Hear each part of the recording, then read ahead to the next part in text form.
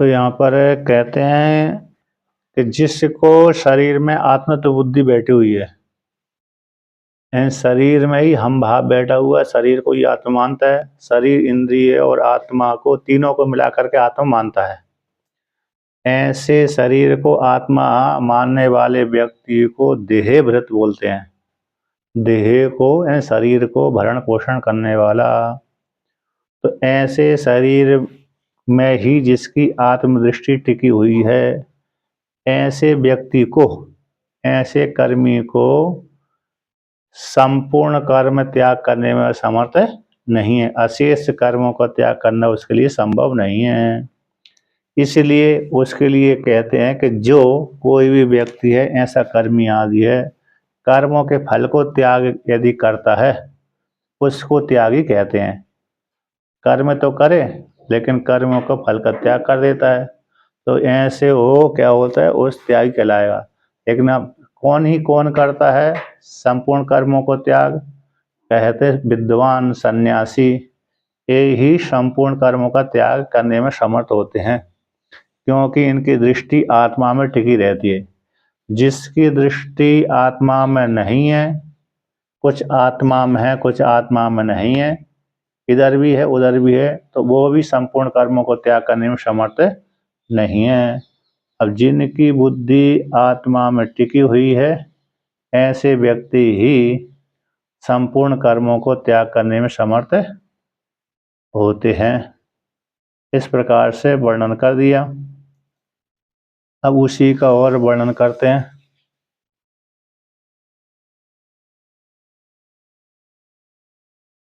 कांस तो भाष्य कहते हैं, भगवान भास्कर भाष्य कहते हैं कि नहीं, है ना, नहीं यस्मात् देह वृतः देहम विभर्ति इति देहभृत देह आत्मा अभिमानवान देहभृत इति उच्यते। तो वर्णन करते हैं, कहते हियन क्योंकि, हियन यस्मा जिस कारण से, देह को, इन शरीर को जो भरण पोषण करता है, और इसको बोलते हैं देहवृत। इन देहवृत इन देह आत्मा अभिमान। भगवान भास्कर कहते हैं शरीर में जिसकी आत्मदृष्टि लगी हुई है, शरीर में जिसकी आत्मदृष्टि लगी हुई है, ऐसा उसको बोलते हैं देहभृत। ऐसे देह अभिमान वाला उसको देहभृत इति उच्यते। नहीं विवेकी, विवेकी देहभृत नहीं कहलाता है, क्योंकि विवेकी पुरुष में तो, विवेकी पुरुष की तो आत्मदृष्टि शरीर में लगी हुई नहीं है, बल्कि विवेकी पुरुष तो अपनी आत्मदृष्टि आत्मा में ही लगाता है। अपने आप को जानता है मैं असंग कूटस्थ हूँ, शरीर को आत्मा नहीं मानता। किंतु शरीर को आत्मा कौन मानता है? अज्ञानी ही शरीर को आत्मा मानता है। इसलिए अज्ञानी को ही देहभृत कहते हैं। स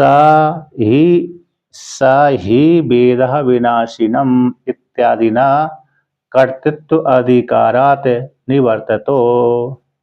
क्योंकि विद्वान के विषय में, यानी क्योंकि सब विद्वान इस प्रकार से अपनी आत्मा को जानता है।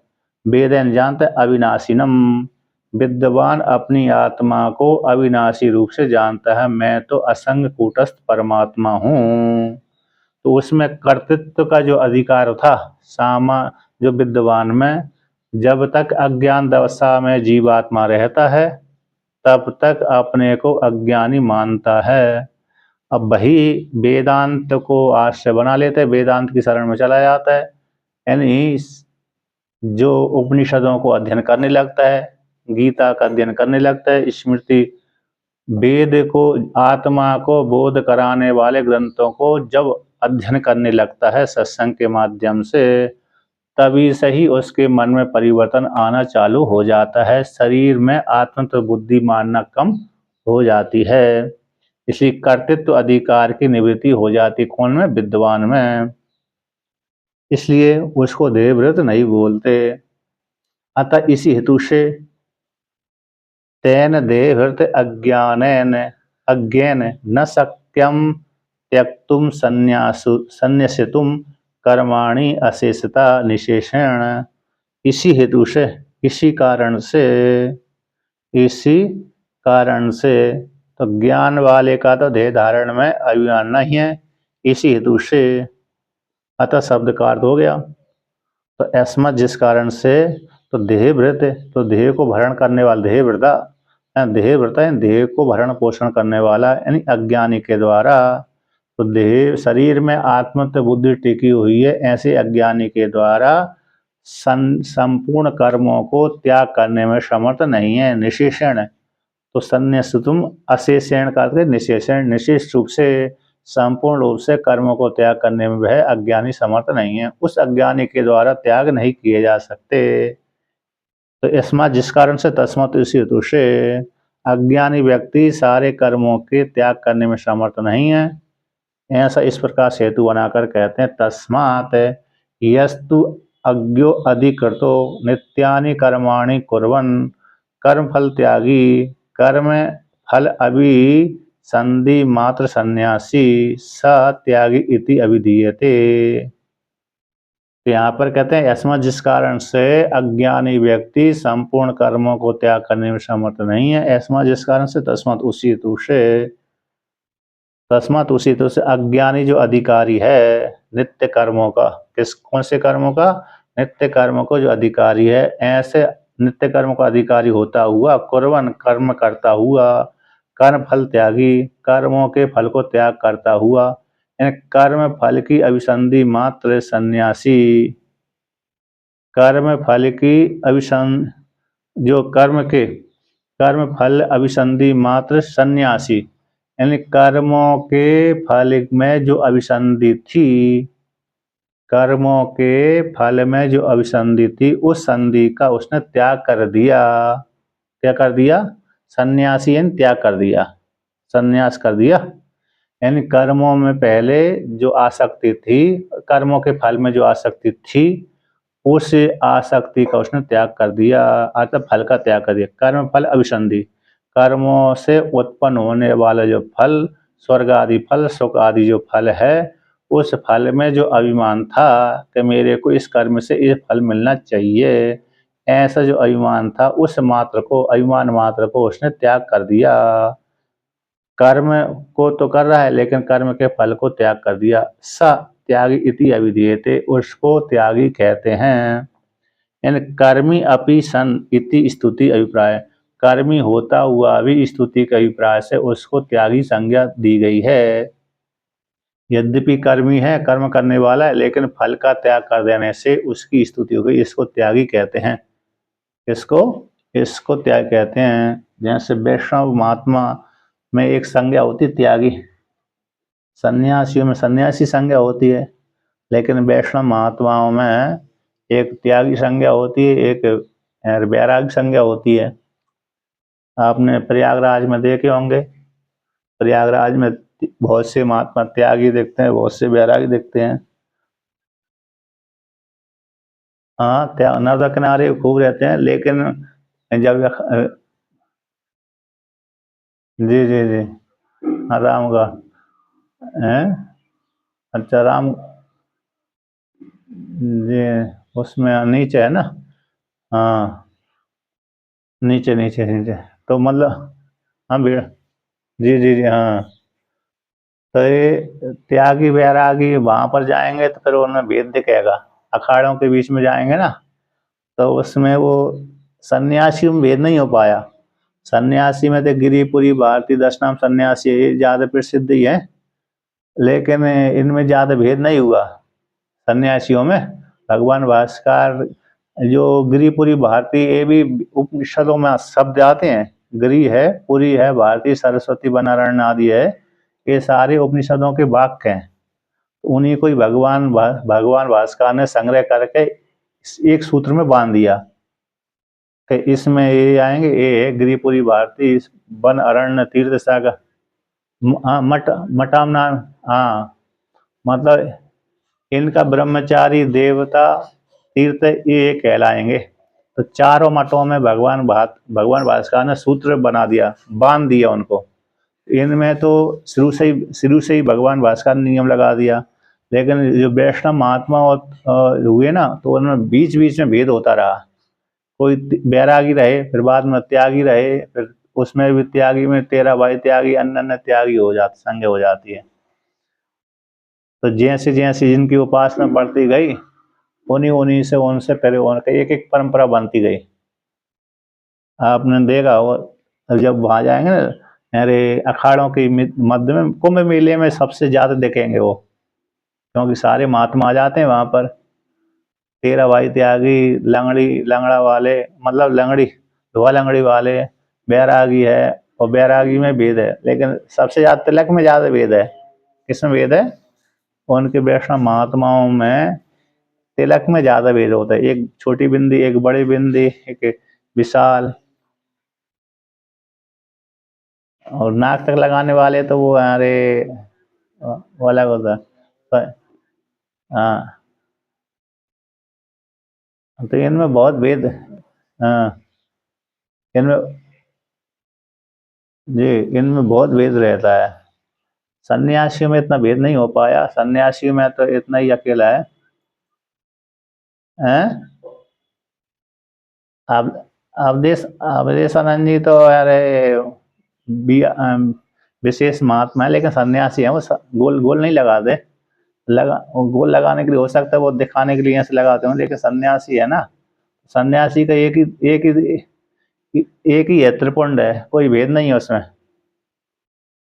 जैसा मेरा भी, मेरा गोल है ना, यहाँ पर लाल लगा लेते, मैं तो सफेद ही लगा देता हूँ। लाल कहाँ से?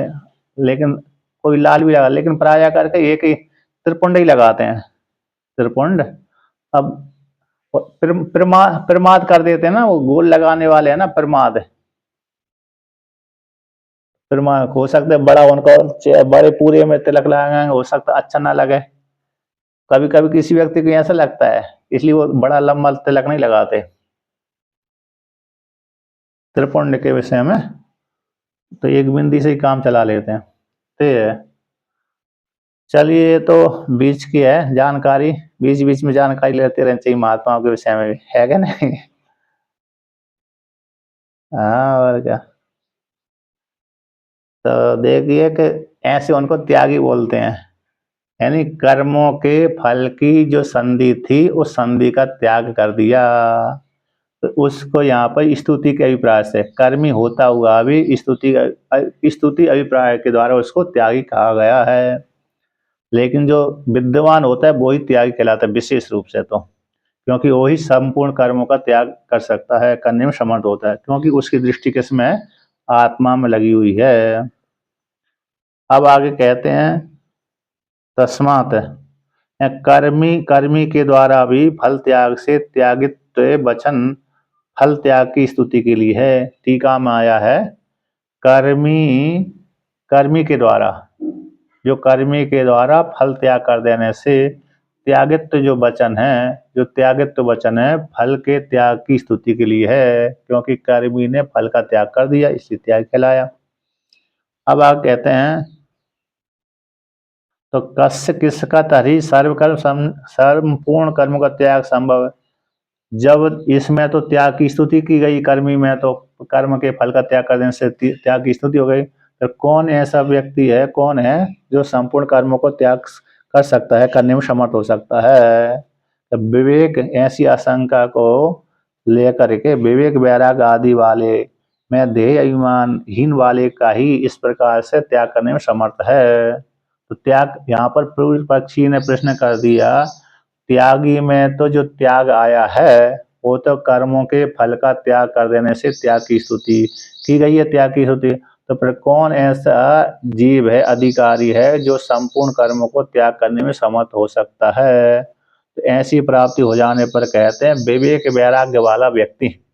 विवेक और वैराग्य दोनों, विवेक भी होना चाहिए और वैराग्य भी होना चाहिए। ऐसा जो वाला व्यक्ति है जिसमें देह शरीर में आत्मतत्व बुद्धि नहीं है, ऐसा व्यक्ति ही संपूर्ण कर्मों को त्याग करने में समर्थ है। तो उसी को लेकर भगवान भास्कर कहते हैं, यस तस्मात् परमार्थदर्शित्वेन एव अदेहवृतः देहात्मभावरहितेन अशेष कर्म संन्यासः शक्यते कर्तुम। यानी क्योंकि जिस कारण से जिसमें विवेक वैराग्य के द्वारा शरीर में आत्मबुद्धि का निषेध हो चुका है, जिसका ऐसे व्यक्ति उसी के द्वारा ही उसी के उसी उसी विद्वान के द्वारा, उसी विद्वान क्या बोलता है, अदेहवृत, अर्थात वो शरीर को भरण पोषण नहीं करता, शरीर में आत्मबुद्धि नहीं है उसकी, ऐसे अदेहवृत को अदेहवृत यानी आत्मा में अभिमान करने वाला और शरीर में अभिमान करने से रहित वाला, शरीर में आत्मबुद्धि जिसकी नहीं है, ऐसे विद्वान के द्वारा देह आत्मभाव रहित से, देह शरीर में आत्मभाव से रहित ऐसे विद्वान के द्वारा अशेष कर्म के त्याग करने में समर्थ होता है। वही व्यक्ति ही, ऐसा अधिकारी, उत्तम अधिकारी ही, विद्वान ही संपूर्ण कर्म के त्याग करने में समर्थ है। इस प्रकार से भगवान भास्कर ने कहा। और कोई दूसरा जिसकी शरीर आदि में दृष्टि बनी हुई है, तो ऐसा व्यक्ति शरीर कर्मों का त्याग करने में समर्थ नहीं है, संपूर्ण कर्मों को। भगवान भास्कर का एक श्लोक आता है, देहात्म ज्ञान वज ज्ञानम देहात्म ज्ञान बाधकम आत्मनि भवेद यस्य स निच्छन अपि मुच्यते।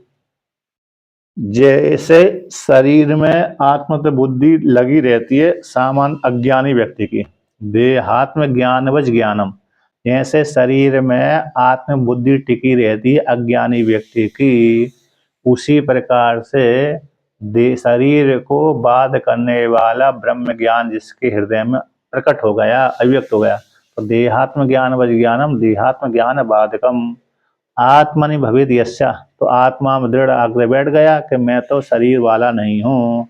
तो ऐसा व्यक्ति को भगवान भास्कर कहते हैं, यदि न चाहे भी मुक्त होने के लिए तब भी मुक्त हो जाएगा।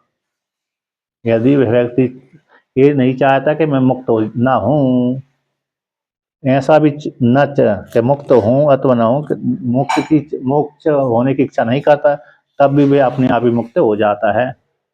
ऐसा प्रकरण प्रक्रिया में आया है।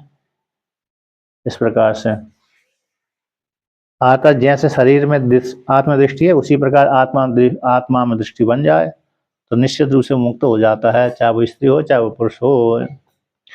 अब आगे कहते हैं कि किम पुनस्तत् प्रयोजनम यत सर्वकर्म परित्यागात स्यादिति उच्यते। क्या प्रयोजन, कहते संपूर्ण कर्मों के त्याग से किस प्रयोजन की सिद्धि होती है। संपूर्ण कर्मों के त्याग से उक्त अधिकार की, मतलब यहाँ पर वर्णन किया कि उक्त अधिकारी जो मध्यम अधिकारी है वो तो संपूर्ण कर्मों को त्याग नहीं कर सकता है, लेकिन उत्तम अधिकारी ही संपूर्ण कर्मों को त्याग करने समर्थ है।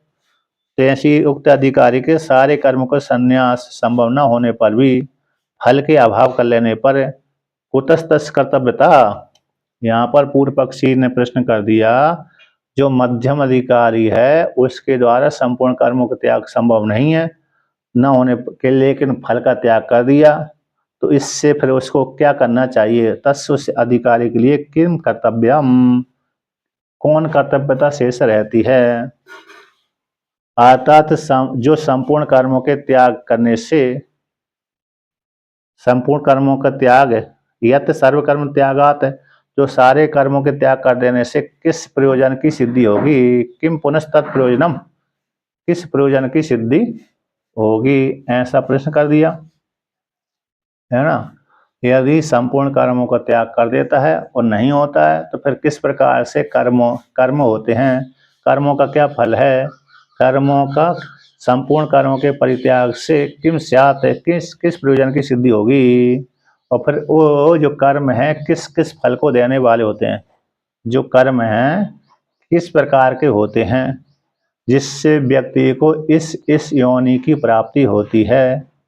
इस प्रकार से किम प्रयोजनम, क्या फल होगा, पुनः तत् उन कर्मों के त्याग से किस फल की प्राप्ति होती है, और वो कर्म है किस किस फल को देने वाले, और कर्म किस प्रकार के होते हैं, कर्म किस प्रकार के होते हैं। यानी गौण मुख्य संन्यासस्य फलम पिपृच्छितम इति विकल्पयति।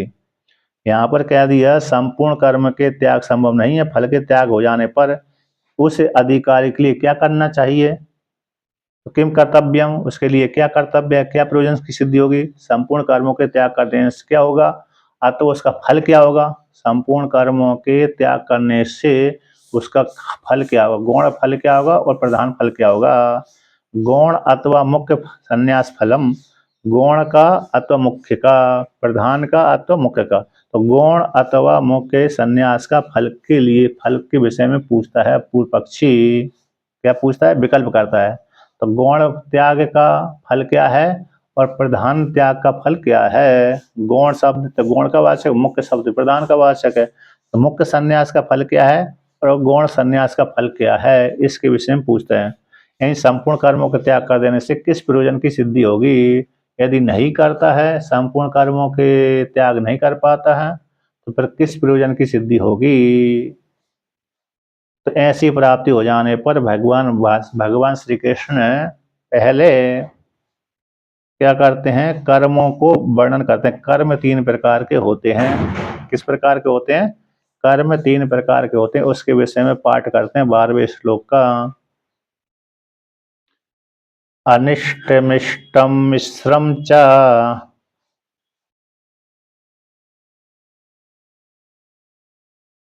त्रिविधम कर्मणः फलम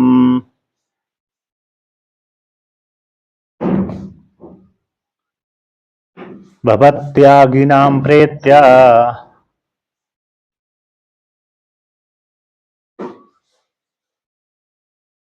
ना तु सन्यासिनां क्वचित्।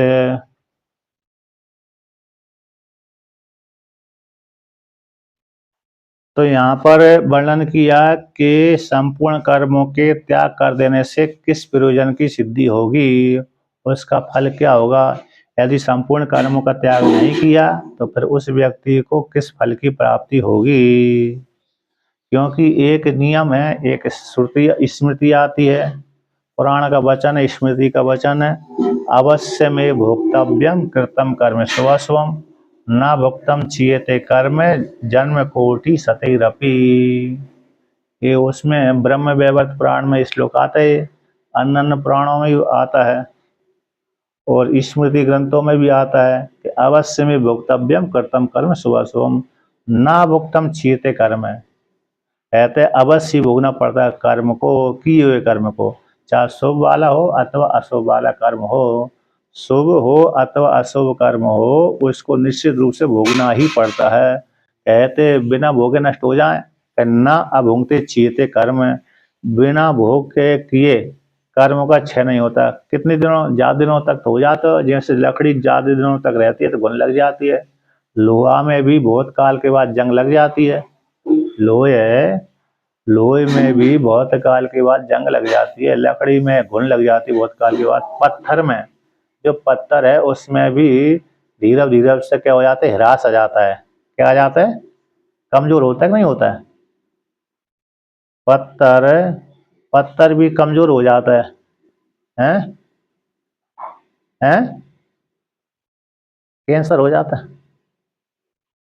अच्छा, एक विशेषता है, देखो जो सामान्य जो पत्थर होता है ना, तो वो तो कमजोर हो जाता है, होता है नहीं होता है, कमजोर हो जाता है। जो महल आदि बनाते हैं बड़ी ठोस है, लेकिन वही पत्थर जब शिवलिंग बन जाता है ना, शिवलिंग, तो वो बहुत काल तक चलता रहता है।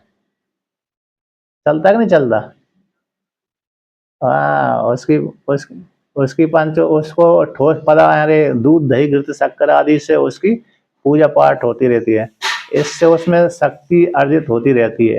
यानी कई वर्षों तक, यानी महाप्रलय नहीं आई अथवा प्रलय नहीं आई, प्रलय यदि नहीं आई तब तक वो शिवलिंग बना रहता है। महाप्रलय महाप्रलय में तो सब कुछ नष्ट हो जाता है, शिवलिंग भी नष्ट हो जाता है महाप्रलय में तो, है ना। लेकिन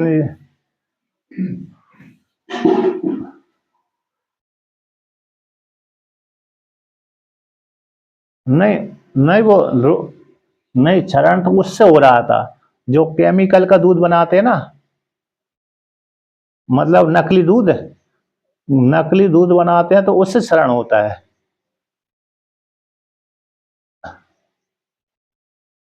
तो लेकिन वहां पर, हाँ उससे भी होता है, लेकिन यार ये जो नकली दूध से ज्यादा असर होता है, लेकिन वहां पर दही अकेला थोड़ी, दूध दही घृत शक्कर 5 चीज चढ़ाते हैं ना, तो इसलिए फिर वो मजबूत होता बना रहता है। घी भी तो साथ रहता है, घी से चिकना होता रहता है, तो इसलिए पंचामृत बना, शहद लगा देते हैं। तो ये सारे दूध दही घृत शक्कर शहद, हाँ मधु है। हाँ शक्कर मतलब जो पहले की शक्कर और अभी की शक्कर में अंतर हो गया ना। तो ये पंचामृत के माध्यम से वो इस शिवलिंग कैसे मजबूत बना रहता है, तो कहीं मतलब कई कल्पों तक बना ही रहता है, नष्ट नहीं होता। लेकिन सामान्य जो पत्थर है जीर्ण शीर्ण हो जाता है। उसी प्रकार से जो हमारे कर्म है जीर्ण शीर्ण हो जाए कई वर्षों के बाद, कल्पों के बाद, कहते हैं उसमें हेतु दे दिया, जन्म कोटि सतई रपी। जन्म कोटि सतई से करोड़ों जन्म व्यतीत हो जाने के पश्चात भी कर्मों का बिना भोग किए क्षय होना संभव नहीं है। ये नियम हेतु दे दिया। तो इसलिए भगवान ने कह दिया कर्म 3 प्रकार के होते हैं, अनिष्टम इष्टम मिश्रम च। कहते हैं एक कर्म होता है अनिष्ट, एंड दूसरे वेद के विरुद्ध चलने वाला जो कर्म, चलने वाले व्यक्ति के द्वारा किए जाने वाले कर्म अनिष्ट अनिष्ट फल को देने वाले होते हैं। वेद के विरुद्ध चलने वाले व्यक्ति के द्वारा किए जाने वाले जो कर्म है और कर्मों को से उत्पन्न होने वाला फल अनिष्ट होता है, अतः नरक आदि फल प्राप्त होता है। क्योंकि वेद के विरुद्ध चलेगा तो पाप कर्म करेगा तो फिर नरक आदि फल की प्राप्ति होगी। तो अनिष्टम हो गया, एंड त्रियक योनि का, पाप कर्म करने वाले का फल हो गया त्रियक योनि। पशु है, पक्षी है, जानवर आदि योनि की प्राप्ति उसको होती है मरने के पश्चात है। इष्टम, हाँ पहले तो नरक भोगेगा वो, पहले तो नरक भोगने के बाद फिर त्रियक योनि में जाएगा। क्योंकि जो पाप कर्म करने वाला है सीधा सीधा पशु पक्षी योनि नहीं बनता, बल्कि से पहले पाप करने वाला सीधा कहाँ जाएगा, नरक में जाएगा, यमराज जी के पास में। और यमराज जी पहले उसको नरक कुंडों में शोधन करेंगे, है ना। जैसे सोना का शोधन किया जाता है ना, इधर पकाया जाता उधर पकाया जाता है, इस इतनी अग्नि में ताप दिया जाता है उतनी सोना चांदी को।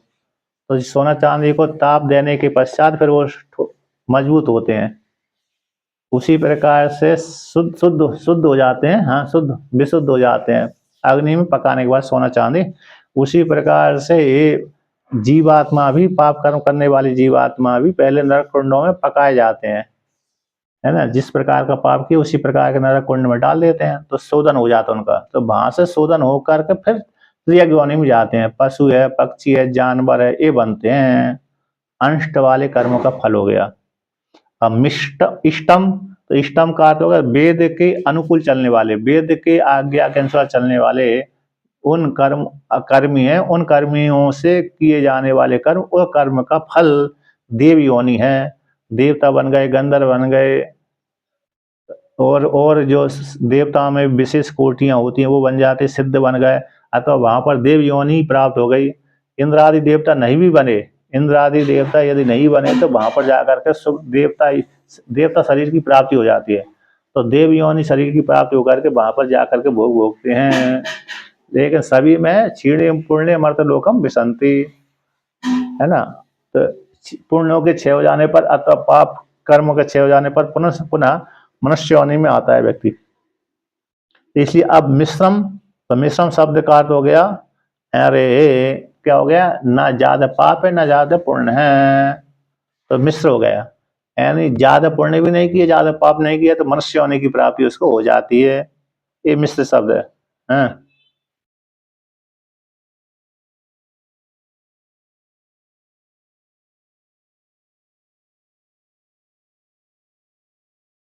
नहीं तो नरक लोग भोगने के पश्चात, हाँ तो पुण्य क्षीण ऊपर से गिरता है, इसी क्षीण पुण्य मर्तलोकम विसंति, ये प्रयोग है। ये तो यहाँ पर नरक भोगने के पश्चात पृथ्वीलोक में ही पैदा होगा। पशु पक्षी योनि तो पृथ्वीलोक में पैदा होकर के पशु पक्षी योनि का भोग करेगा। फिर बाद में ये शोधन होकर के, पाप कर्म का शोधन होकर के फिर मनुष्य योनि आएगी वो उसकी। मनुष्य योनि में पैदा जरूर होगा, क्योंकि बिना मनुष्य योनि हुए संभव ही नहीं है, मतलब कर्म नहीं कर सकता आगे। इसलिए पशु पक्षी बनने के बाद अपने आप ही मनुष्य योनि की प्राप्ति उसको होती है। हैं? हाँ, मोक्ष की प्राप्ति देवी योनि से भी, मनुष्य योनि, देवी योनि से भी ही मोक्ष रूप फल की प्राप्ति होती है। ये ब्रह्म सूत्र में निर्णय आएगा। देवता भी ज्ञान के अधिकारी, मोक्ष के अधिकारी होते हैं। ये ब्रह्म सूत्र में देवता अधिकरण आता है ना, ब्रह्म सूत्र में एक आएगा अधिकरण, देवता अधिकरण। वहां पर प्रश्न आता है कि देवताओं को मोक्ष नहीं होता पूर्व पक्षी के अनुसार, तो सिद्धांत के हैं। अरे वो तो प्रशंसा करते हैं। आप नहीं चाहते कि रसमलाई छोड़ करके सूखी रूखी रोटी खाएं? चाहोगे? हैं? रसमलाई? अरे अभी तो मजबूरी हो गई होगी, शुगर आदि हो गई होगी तो है क्या नहीं? लेकिन जब शुगर आदि नहीं होती है व्यक्ति को, तो रसमलाई छोड़ करके रूखी सूखी रूखी फूकी रूखी आदि रोटी नहीं खाएगा वो। तो जैसे सामान्य नियम है, उसी प्रकार से देवता नहीं चाहते कि हम पृथ्वी लोक में, यदि चलो देखो देवता लोग यदि चाहते, जो राक्षस हमला कर देते हैं, राक्षस आक्रमण कर देते हैं स्वर्ग पे, फिर दुखी होकर के भगवान से प्रार्थना क्यों करते हैं वो? क्योंकि उनको भोग की इच्छा है, इसलिए वो भगवान से प्रार्थना करके पुनः राज्य चाहते हैं। तो इसलिए वहां पर जो देवता भी लालायत होना चाहते हैं, वो प्रशंसा मात्र, स्तुति क्या है, मनुष्यों की, मनुष्य लोक की और मनुष्य लोक में रहने वाले जीवों के लिए मनुष्य योनि की स्तुति की गई है। सही उनका वाली है नहीं? हाँ, उनका बनने से मालूम पड़ता है कि हाँ ठीक लगी कि नहीं लगी। और क्या? तो मिश्रम शब्द का अर्थ हो गया आधा पाप है आधा पुण्य है, इसलिए व्यक्ति, अरे जो पाप पुण्य बराबर मात्रा में होते हैं तो मनुष्य योनि की प्राप्ति होती है, उसको मिश्र कर्म कहलाते हैं। तो त्रिविधम कर्मणा फलम, तो कर्मों का फल तीन प्रकार का होता है। तो एक कर्मों का फल हो गया पाप वाला, एक कर्मों का फल हो गया पुण्य, एक कर्मों का फल मिलित हो गया। तो योग सूत्र में उसको, योग सूत्र में सांख्य दर्शन में आते शुक्ल कृष्ण इस नाम से आता है। योग दर्शन में अथवा सांख्य दर्शन में इस प्रकार से उनका कर्मों का वर्णन करते हैं। इस प्रकार से शुक्ल कृष्ण। योगी लोग जब वर्णन करते हैं ना कर्मों का फल, कर्म किस प्रकार के होते हैं, एक शुक्ल कर्म होते हैं, एक कृष्ण कर्म होते हैं, और एक कर्म कैसे, शुक्ल कृष्ण। तो तो उसको फिर दूसरे शब्दों से कहेंगे शुभ कर्म, अशुभ कर्म, शुभ अशुभ कर्म। फिर तीसरे नाम से कहेंगे पुण्य पाप और पुण्य पाप, ये पर्यायवाची हो। तो भगवान ने अनिष्टम इष्टम मिश्रम इस शब्द के द्वारा प्रयोग कर दिया। अनिष्टम इष्टम मिश्रम शुक्ल कृष्ण पुण्य पाप इस प्रकार, और कृष्ण शुक्ल कृष्ण इस प्रकार से। तो ऐसे कर्मों का फल होता है। तो कहते हैं भवती पूर्ण, इन कर्मों का फल किसको प्राप्त होता है? कर्म में तीन प्रकार, कर्मों का फल तीन प्रकार का होता है, लेकिन इन कर्मों का फल किनको प्राप्त होता है, किनको प्राप्त नहीं होता? कहता भवती अत्यागी नाम, तो आज जो त्यागी नहीं होते उनको मर करके इस फल की प्राप्ति होती है। अभी तो हमको मनुष्य योनि प्राप्त पूर्व जन्मों के द्वारा हो गई है। अभी तो हमको इस योनि की जो प्राप्ति हुई है, मनुष्य योनि की प्राप्ति, ये तो पूर्व जन्मों के द्वारा हमको प्राप्त हो गई। लेकिन अब हमको ज्ञान हो रहा है, हमको ज्ञान हुआ कि इस प्रकार से अब हम मरने के पश्चात हमने जैसा कर्म किया है, मरने के पश्चात हमने मनुष्य योनि में रह करके जिस प्रकार का कर्म किया था, उन कर्मों का फल हमको मरने के बाद फिर अगली योनि की प्राप्ति होगी। तो पाप वाला कर्म होगा तो त्रियक योनि में चले जाएंगे नरक भोग भोग करके, और पुण्य वाले कर्म किया होगा तो हमको देव योनि की प्राप्ति हो जाएगी। और ना ज्यादा पाप है ना ज्यादा पुण्य है, तो मनुष्य योनि की प्राप्ति हो जाएगी, लेकिन मर करके ही प्राप्त होगी। इसलिए जिनके ज्यादा पाप भी नहीं है, जिनके ज्यादा पुण्य भी नहीं है, तो व्यक्ति शीघ्र ही पैदा हो जाता है, जल्दी क्या हो जाता है, शीघ्र ही पृथ्वी लोक में मनुष्य योनि पैदा हो जाता है। और जिनको जात स्मृति रहती कि नहीं रहती, जो बालक पैदा होने के बचा 5-6 साल बाद अथवा 8-10 साल बाद कहते हैं मेरा घर तो वहां पर है, मेरा घर वहां पर है, उनको जाति स्मृति बोलते हैं। तो उनको ममता बहुत पृथ्वी लोक में ज्यादा टिकी हुई थी, किसी पत्नी पुत्र आदि में ज्यादा टिकी टिकी थी, लेकिन किसी ने अचानक मार दिया, किसी तो मर गए, और मरने के पश्चात तुरंत ही पैदा हो गए। ज्यादा पुण्य पाप उनके ज्यादा नहीं थे, ना ज्यादा पुण्य थे ना ज्यादा पाप थे, तो इसलिए जल्दी ही शीघ्र पैदा हो गए। तो ऐसे व्यक्ति ममता तो था ही, और ममता ना हो तो जल्दी पैदा कैसे होंगे। मोह है ना, मोह, मोह ज्यादा होता है। अब देखिए, तो कहते किन को नहीं प्राप्त होता, ना तो सन्यासी नाम खोचे थे, किंतु जो सन्यासी होते हैं संपूर्ण कर्मों का त्याग जिन्होंने मन के द्वारा कर दिया है, कर्म और कर्म के फल का त्याग, उनको इस फल की प्राप्ति नहीं होती। 3 प्रकार के जो कर्म है, इष्ट, अनिष्ट और मिश्र, इन कर्मों का फल नहीं प्राप्त होता उनको। अब भगवान भास्कर इसका व्याख्यान करते हैं, तो कहते हैं अनिष्टम इन नरक त्रियक आदि लक्षणम इष्टम देवादि लक्षणम मिश्रम इष्ट अनिष्ट संयुक्ता मनुष्य लक्षणम च एव त्रिप्रकारम कर्मणो धर्म अधर्म लक्षणस्य फलम। बहुत बड़ी पंक्ति है ना।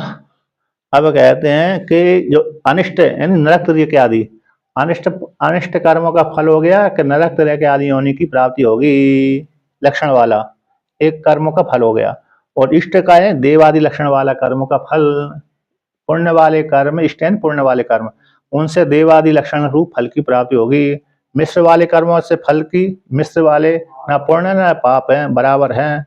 तो इष्ट अनिष्ट से संयुक्त, इष्ट से और अनिष्ट से संयुक्त मनुष्य लक्षण वाले फल की प्राप्ति होगी। यानी 50% पुण्य 50% पाप। इसी हेतु से मनुष्य योनि में व्यक्ति जो रहता है ना, तो मनुष्य योनि में उत्पन्न होने वाले व्यक्ति को इसी कारण से तो सुख और दुख दोनों ही प्राप्त होते हैं, है कि नहीं। न ज्यादा उनके पुण्य, आधे पुण्य आधे पाप है, तो आधे पुण्य के द्वारा सुख प्राप्त होता रहता है, आधे पाप के द्वारा उनको दुख प्राप्त होता रहता है। इसलिए मनुष्य योनि में रह करके व्यक्ति सुखी दुखी दोनों होते हैं। किंतु जिनके ज्यादा पाप रहते हैं वो दुखी ज्यादा रहते हैं, जिनके ज्यादा पाप पुण्य रहते हैं वो सुखी ज्यादा रहते हैं। इसलिए व्यक्ति नहीं, मतलब यहाँ पर तरफतमा भाव होता है, 50-50 पूरा नहीं होता, मतलब 50 और 40 के बीच में, 60 और 40 के बीच में, 60 60 लगा ली, थोड़ी 65 भी कर सकते हैं, 65-35, है कि नहीं। तो ज्यादा जो दुखी रहते हैं उनको 35 तक डाल लीजिए, और ज्यादा सुखी रहने वाले को 65 तक डाल लीजिए कोटि में। तो हाँ, तो वो कोटि के माध्यम से, और जिनको ज्यादा दुखी हाँ जी, हाँ, ऐसा मतलब जिनको ज्यादा ही यारे कष्ट प्राप्त होता है, जिस मनुष्य जिन जीवों को, मनुष्यों को, तो उनका सिद्ध होता है कि उनके पाप वाले कर्म ज्यादा ही है, इसलिए उनको सुख तो कम होता है लेकिन दुख ही ज्यादा प्राप्त होता है। तो उनके जीवन में तो पाप वाले कर्म ही उनके ज्यादा थे, सुख वाले कर्म कम थे। और जिनको ज्यादा कष्ट नहीं होता है, सुख ही सुख प्राप्त होता है, इसलिए उनके पाप वाले कर्म कम थे, सुख वाले कर्म ज्यादा, पुण्य वाले कर्म ज्यादा थे, इसलिए ज्यादा सुख सुख प्राप्त होता रहता है। लेकिन फिर भी प्रतिदिन व्यक्ति को सुख भी प्राप्त होता है, दुख भी प्राप्त होता रहता है। प्रतिदिन हर दिन व्यक्ति को थोड़ा तो सुख प्राप्त होता है, पत्नी पुत्र आदि का मुख देख करके, भोजन आदि करके, और फिर सुख प्राप्त हो गया। अब दुख प्राप्त कैसे हो गया कि व्यक्ति नौकरी करने जा रहा है पत्नी पुत्र आदि के लिए, तो कष्ट तो अनुभव करेगा वो उतना, नौकरी करेगा तो किसी की ड्यूटी करेगा तो वहां पर उसको कष्ट होगा। तो प्रतिदिन व्यक्ति को सुख भी प्राप्त होता है, प्रतिदिन व्यक्ति को दुख भी प्राप्त होता नहीं होता। तो ये होता है, तो ये पुण्य और पाप कर्मों का ये फल हो गया मिश्र। तो इस प्रकार से मनुष्य योनि की प्राप्ति मिश्रित कर्मों का फल है। तो चाहे इस प्रकार से त्रिविधम है, 3 प्रकार है। वो तो ब्राह्मण पद नाम नाम विशेष है, वो तो नाम विशेष है, उससे उनसे संबंध क्या है, वो तो व्यक्ति विशेष का नाम है, संज्ञा विशेष है। मिश्र मिश्र है, द्विवेदी है, त्रिवेदी है। एक ब्राह्मण के भविष्य पुराण में वर्णन आता है, एक ब्राह्मण के पुत्र 10-12 थे, 10-12। तो इस एक का नाम द्विवेदी, एक का नाम त्रिवेदी, एक का नाम चतुर्वेदी, एक का नाम पाठक, एक का नाम अन्य अन्य, उस व्यास आदि थे सारे। तो उसके उन्हीं के नाम से पर वंश परंपरा आगे चली, तो इन्हीं को द्विवेदी, त्रिवेदी, चतुर्वेदी, पाठक है, मिश्रा, शर्मा, ये सारे नाम उससे पड़ गए। नहीं तो पहले ये नाम नहीं थे, ये द्विवेदी है, त्रिवेदी है, चतुर्वेदी है, ये नाम कम थे।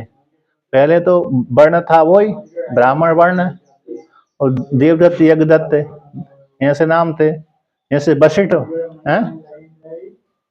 भविष्य ये मैंने भविष्य पुराण में पढ़ा था, भविष्य पुराण का ये वर्णन है। भविष्य पुराण में सबसे पहले मैंने पुराण की कथा करी थी, भविष्य पुराण की कथा करी थी बाराबंकी में, तो वहीं पर मैंने तो भविष्य पुराण में ये नाम आते हैं। 10-12 पुत्र थे उसके ब्राह्मण के, उन्हीं के नाम से फिर परंपरा चल गई ज्यादा। तो फिर एक वेद ज्यादा पढ़ने वाले कोई, एक 2 वेद पढ़ने वाले द्विवेदी, लेकिन ऐसे नाम रूढ़ भी हो सकते हैं अथवा, लेकिन एक ब्राह्मण के थे, एक ब्राह्मण के 10-12 पुत्र थे, उन्हीं के नाम से एक ख्याति प्राप्त हुई है, ऐसा वहां पर भविष्य पुराण में आता है।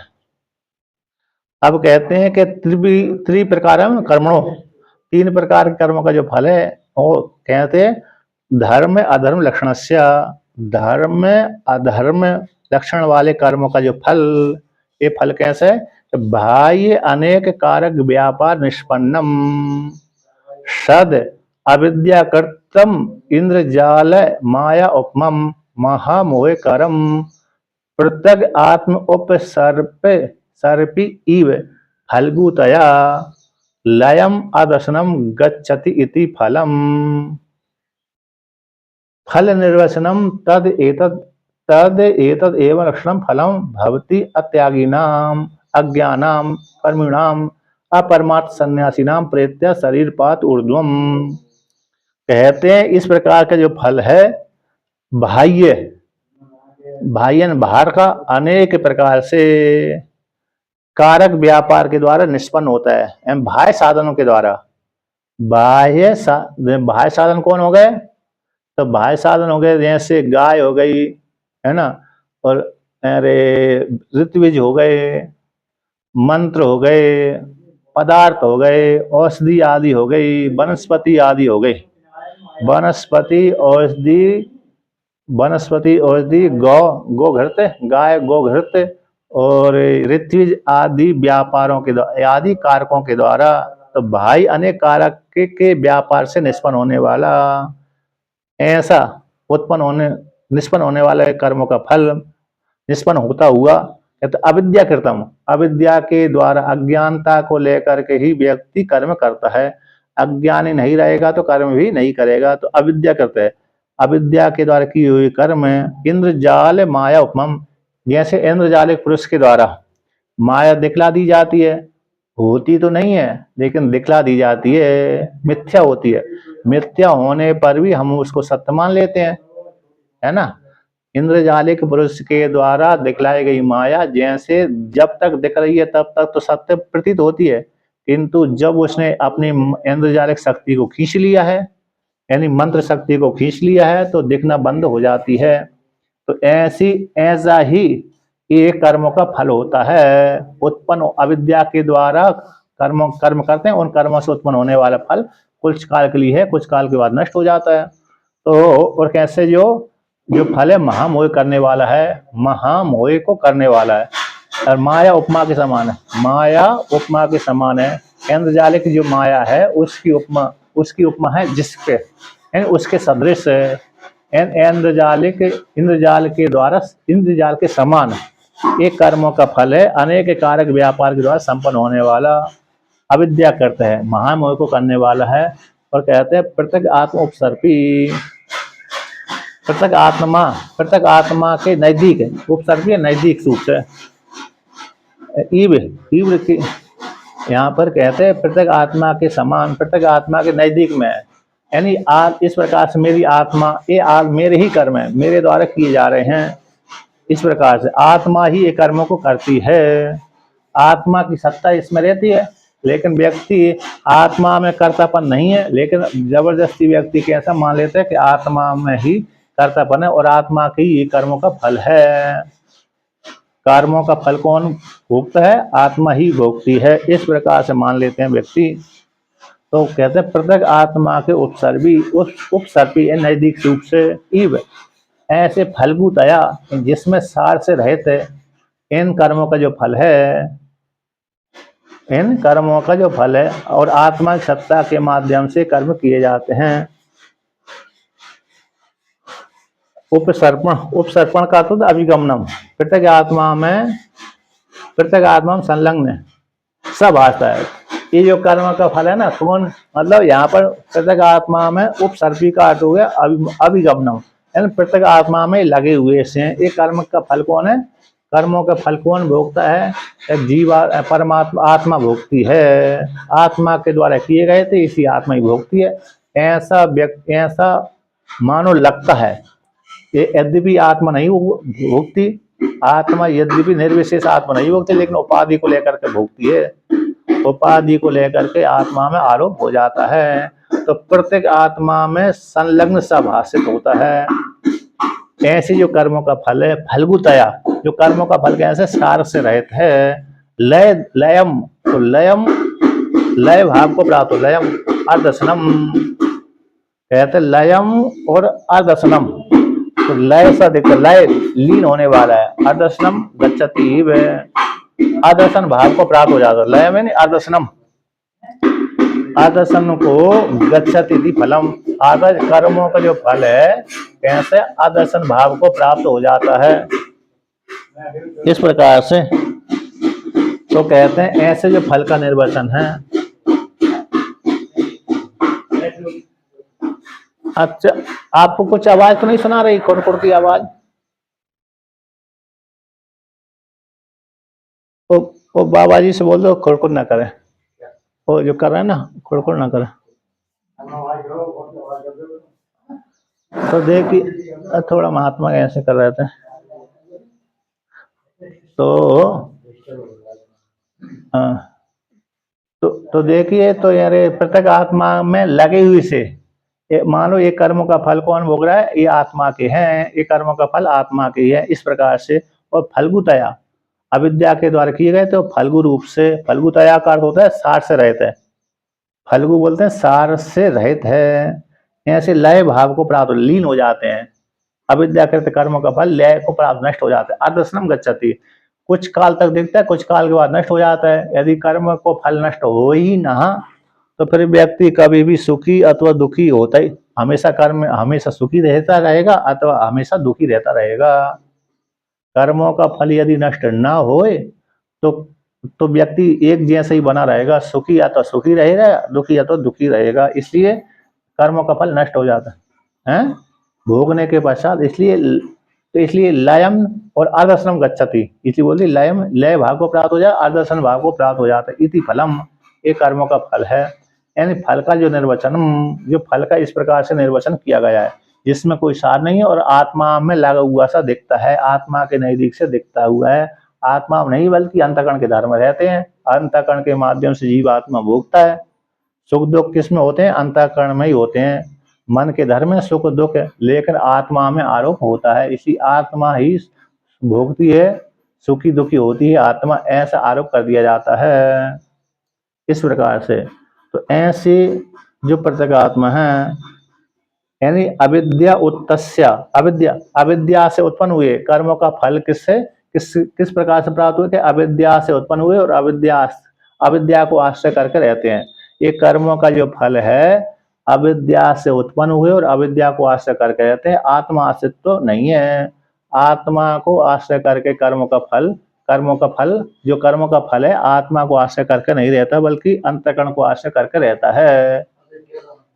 अविद्या यानी अज्ञानता, अविद्या यानी अज्ञान, तो अविद्या के द्वारा ही हम कर्म करते हैं।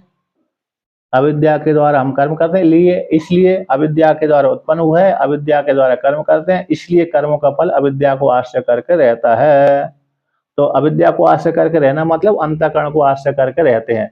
लेकिन ऐसे आरोप कर दिया जाता है कि आत्मा को आश्रय करके कर्म रह रहे हैं, कर्म का फल आत्मा को आश्रय करके रहता है। तो ऐसा आरोप मात्र कर दिया जाता है, बल्कि आत्मा को आश्रय करके वस्तुतः कर्मों का फल नहीं रहता, अंतःकरण को आश्रय करके रहता है। कर्म कर्म कहाँ पर रहते हैं संस्कार रूप से? पुण्य और पाप वाले कर्म में अंतःकरण में आश्रय करके रहते हैं। फिर व्यक्ति उसी के माध्यम से अगले अगले योनि की प्राप्ति हो जाती है, आत्मा उसमें प्रवेश कर जाती है, योनि प्राप्त हो गई तो आत्मा उसमें प्रवेश कर गई। तो ऐसा जो फल का निर्वचन किया गया है, इति एवं लक्षण वाले जो फल है, ये फल किसको प्राप्त होता है? कहते हैं भवती अत्यागिनाम यानी अज्ञानाम, जो अज्ञानी व्यक्ति हैं उनको ये कर्म का फल प्राप्त होता है। कहते हैं अपरमार्थ सन्यासी ना, जो पारमार्थिक सन्यासी नहीं है, पारमार्थ रूप से त्याग जिन्होंने नहीं किया, ऐसे कर्मियों को ही मर करके शरीर पात के बाद शरीर छूटने के पश्चात इनको कर्मों का फल की प्राप्ति होती है। इस प्रकार किया कहा कि ना तो परमार्थ सन्यासी नाम परम हंस परिव्राज का नाम केवल ज्ञान निष्ठा नाम क्वचित, किंतु जो परमार्थ पूर्व पक्षी कहती है जैसे अज्ञानी को कर्म का फल प्राप्त होता है, उसी प्रकार से ज्ञानी को भी हो जाए, उसी प्रकार से ज्ञानियों को भी हो जाए। जैसे गौण सन्यासियों, गौण त्यागियों, गौण सन्यासियों का यानी प्रकृति इस प्रकार से कर्म का फल प्राप्त होता है, उसी प्रकार से मुख्य सन्यासियों का भी इस प्रकार से फल की प्राप्ति हो जाए करना। परमार्थ जो सन्यासी हैं उनको, परमार्थ सन्यासी कौन किसको कहते हैं? परमहंस परिव्राजकाचार्य, परमहंस परिव्राज का नाम परमहंस हो गए। आते इन्होंने सारा अभिमान त्याग कर दिया, पत्नी का है, पुत्र का है, भाई का, बंधु का, माता पिता, सब अपने शरीर का भी अभिमान त्याग कर दिया, कहीं भी इनका आश्रय नहीं है, आप अनिकेत कहलाते हैं। ऐसे जो परमहंस परिव्राजकाचार्य हैं, केवल ज्ञान निष्ठा नाम, तो उनको क्या बोला? केवल ज्ञान में निष्ठा रखने वाले, ऐसे उनको इस कर्मों का फल नहीं प्राप्त होता, कहीं पर भी, किसी भी काल में कहीं पर भी नहीं प्राप्त होता। तो कहते नहीं केवल सम्यक दर्शन निष्ठा अविद्यादि संसार बीजम उन्मूल बीज है ना, बीजम न उन्मूल्यति कदाचित अपि, क्योंकि केवल संन्यास, केवल सम्यक दर्शन निष्ठा, केवल सम्यक दर्शन में निष्ठा है जिनकी, केवल सम्यक दर्शन में निष्ठा जिनकी, अविद्या जो निष्ठा वाले व्यक्तियों की, अविद्या आदि संसार जो बीज है, उस बीज को मूल के सहित नष्ट नहीं करते किसी काल में, ऐसी बात नहीं है। मूल के सहित किसी भी काल में नष्ट न उन्मूल्यति कदाचित, किसी भी काल में अविद्यादि संसार बीज को नष्ट नहीं करते, नष्ट नहीं होता ज्ञान के द्वारा, ऐसी बात नहीं है। अर्थ सन्यासियों में जो केवल सम्यक दर्शन में निष्ठा रखने वाले सन्यासियों का ज्ञान के द्वारा अविद्यादि संसार जो बीज था, अविद्या आदि से उत्पन्न होने वाला संसार जो बीज, तो बीज कौन है? अविद्या ही है। अविद्या के माध्यम से व्यक्ति को लोकांतर जीवात्मा फल की प्राप्ति होती रहती कर्म के माध्यम से। तो अविद्या आदि संसार का बीज है, उस बीज को ब्रह्म ज्ञान के द्वारा क्या हो जाता है? ज्ञान निष्ठा वाले सन्यासियों की, ज्ञान निष्ठा रखने वाले सन्यासियों को अविद्या ज्ञान के द्वारा सम्यक रूप से उस अविद्या का निवृत्ति हो जाती है। अविद्या की निवृत्ति होती ही अविद्या रूप जो भी संसार का बीजभूत जो अविद्या है, उस अविद्या की निवृत्ति हो जाने से अब उनको किसी भी लोकांतर फल की प्राप्ति नहीं होती, किसी भी फल की प्राप्ति नहीं होती है कि नहीं। अर्थात जो सन्यासी हैं, सन्यासियों को किसी भी कर्म के इष्ट की, अनिष्ट की और मिश्र की किसी भी प्रकार के कर्म की फल की प्राप्ति होती ही नहीं है, क्योंकि उन्होंने सम्यक ज्ञान में निष्ठा रखते हैं। और सम्यक ज्ञान में निष्ठा रखने वाले सन्यासियों का तो जो ज्ञान के द्वारा अविद्या की निवृत्ति हो गई, तो अविद्या की निवृत्ति होते ही फिर उनमें कर्तापन का अभिमान है ही नहीं। तो कर्तापन का अभिमान नहीं है तो फिर भोक्ता कहाँ से आएंगे, भोक्ता कहाँ से बनेंगे? यदि कर्म ही नहीं बने तो व्यक्ति भोग ही नहीं सकता। कर्म ही नष्ट हो गए ज्ञान के द्वारा, इसी शरीर छूटने के पश्चात फिर उनका गमन होता ही नहीं है। जैसे अज्ञानी व्यक्ति का शरीर छूटने के पश्चात लोकांतर गमन होता है ना, उसके प्राण उत्क्रमण करते हैं, उसी प्रकार से ब्रह्मवेत्ता के ज्ञान होने के पश्चात ऊर्ध्वगमन नहीं होता। न तस्य प्राणा उत्क्रामंति अत्रैव संवनीयन्ते अत्रैव संविलीयन्ते। तो इसी हृदय रूप गुहा में ही उसके प्राण हैं, इंद्रिय है, सारी उसी आत्मा में लीन हो जाती हैं। पंचभूतों का संस्कार भी, पंच महाभूतों का जो संस्कार है, संस्कार रूप से वो भी आत्मा में लीन हो जाते हैं, है ना। और जो ज्ञान इंद्रिय कर्म इंद्रिय आदि है, प्राण आदि, वो भी आत्मा में लीन हो जाते हैं। जो स्थूल भूत हैं वो तो स्थूल भूतों में मिल जाते हैं। इसलिए लोकांतर ब्रह्मवेत्ता का गमन होता ही नहीं है। जो ब्रह्म ज्ञानी है उसको भी किसी काल में गमन नहीं होता, किसी काल में उनको फल की प्राप्ति होती ही नहीं है। अतः मुक्त हो जाते हैं, कृतकृत हो जाते हैं। अविद्या के अविद्या के सहित जो संसार मूल था, उस मूल की निवृत्ति हो जाती है ना। बीज है संसार अविद्या संसार जो बीज है उसको मूल, उसको क्या कर देते, समूल नष्ट हो जाता है उनका सन्यासियों का, ज्ञान निष्ठा रखने वाले सन्यासियों का, चाहे वो ग्रस्त सन्यासी हो चाहे व्रत सन्यासी हो, लेकिन ज्ञान में निष्ठा होना चाहिए। इसमें निष्ठा होना चाहिए। अब इसमें भी ये नहीं है कि स्त्री पुरुष ही होगा, स्त्री हो सकती है, स्त्री हो सकती है, पुरुष भी हो सकता है, लेकिन ज्ञान में निष्ठा रखने वाले को ही मुख्य सन्यासी कहेंगे। आंतरिक सन्यासी, बाहर का भली सन्यासी ना हो लेकिन आंतरिक सन्यासी होना चाहिए। लेकिन बाहर का जो सन्यासी होता है, बाहर का लिंग सन्यासी, वो भी बहुत कैसा होता है, फायदेमंद होता है। यद्यपि आंतरिक सन्यासी काम करने वाला होता है, लेकिन बाहर के लिंग से ही व्यक्ति का सुधार होता है। बाहर का लिंग सन्यास नहीं है तो फिर उस आंतरिक सन्यास में पहुंचने के लिए बहुत मुसीबत होती है।